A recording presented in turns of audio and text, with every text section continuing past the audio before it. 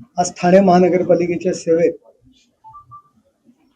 Inner Wheel club district 314 यांच्या वतीने 2 अद्ययावत अशा कार्डियाक रुग्णवाहिका त्यांच्या CSR फंडातून आज महानगरपालिकेच्या आरोग्य खात्याला उपलब्ध करून दिलेल्या आहेत. मी ठाणेकर जनतेतर्फे इनरव्हील क्लब डिस्ट्रिक्ट 314 आणि त्यांचे सर्व दाते त्यांचे आभार मानतो. अद्ययावत अशा कार्डियक रुग्णवाहिकांची ठाणे महानगरपालिकेला गरज आहे. ठाणे महानगरपालिकेची आरोग्य सेवा सक्षम आहे, परंतु इनरव्हील क्लबतर्फे ज्या 2 गाड्या उपलब्ध करून दिलेल्या आहेत त्या गाड्यांमध्ये अगदी छोटा बच्चू असेल आणि तोही त्यालाही गरज वाटेल, गरज लागेल अशी योग्य अशी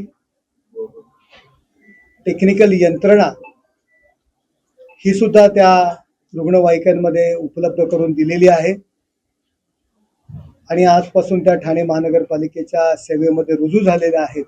असे अनेक लोक आहेत की ठाणे महानगरपालिकेला मदत करत असतात.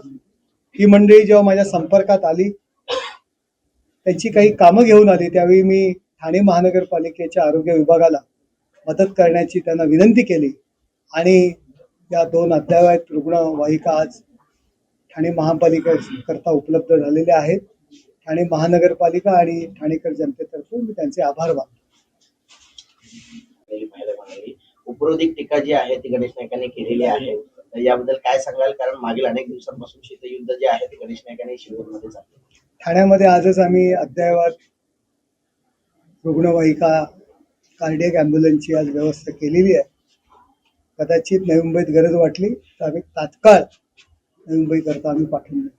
पण 450 स्क्वेअर फूटच्या घरांचे जे काही कर माफी आहे ती मुंबईमध्ये झाली. नवी मुंबईचा प्रस्ताव होता, मात्र तो केला नाही. स्वतःच्या पायाखाली काय जळतंय ते पाहिलं पाहिजे, अशा प्रकारची टीका केली. मी सांगतोय की प्रकृती अचानक कधी कधी बिघडते आणि नवी मुंबईमध्ये कदाचित व्यवस्था नसेल तर त्या रुग्णवाहिका आम्ही नक्कीच त्यांच्याकरता पाठवून. त्यांचं असं देखील म्हणणं आहे की ठाणे जिल्ह्यात शिवसेनेचा इतिहास जसा सांगितला जातो तो पूर्णपणे खरा सांगितला जात नाहीये, असा टोळा त्यांनी लावलेला आहे. पाहिलं तर इतिहास नक्की काय. माझ्यासोबत कृष्णा पाटील आहे, ठाणे महानगरपालिकेचा कार्यक्रम आहे, त्याच्यामुळे मी त्यांच्या बाबतीत काही बोलणं कृष्णा पाटील बरोबर असताना योग्य नाहीये. परंतु ठाणे महानगरपालिकेचा ठाण्याचा जो शिवसेनेचा इतिहास आहे त्या इतिहासाने